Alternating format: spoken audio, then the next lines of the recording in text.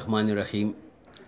زه فقیر محمد صراف د مردان صرافه اینڈ جولر اسوسییشن سابقه الیکشن چیرمن.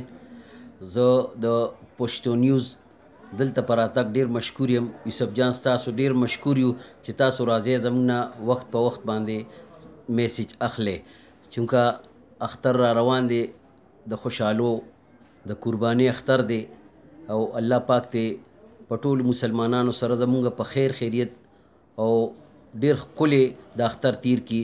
زه یو میسیج درکول غواړم چې دا د اختر کومه موقع د خوشحالۍ راتلو واله ده.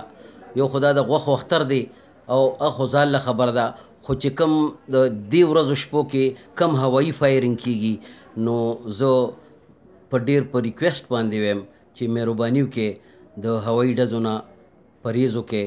هوایي ډزې کول هم ستاسو نقصان دی، هم زموږ نقصان دی. په د هوایي ګولۍ باندې خو یا ستا بچی لګي یا پې زما بچی لګي. نو ډېر په التجا سره زه ټول مردان ته، ټول اهل پاکستان ته زه دا وایم چې د هوایي ډزو نه پرهیز وکړئ.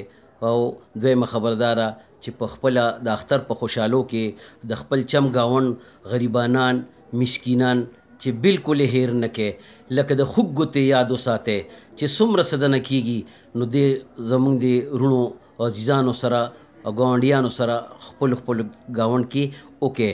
د اختر په دې موقع باندې زه د مردان انتظامیې ته، ډي پي او صاحب ته، ډي آی جي صاحب ته، د مردان ډي اس پي ګانو صاحبانو ته، ایس ایچ ګانو صاحبانو ته، ټول انتظامیې ته د خپل طرفه، د صرافه اینڈ جولر اسوسییشن د طرفه، د گجو خان روډ د طرفه، د خپلو رونو د طرفه، د ټولې عزیزدارۍ د طرفه زما د زړه د خلاصه اختر مبارکي قبوله کړئ.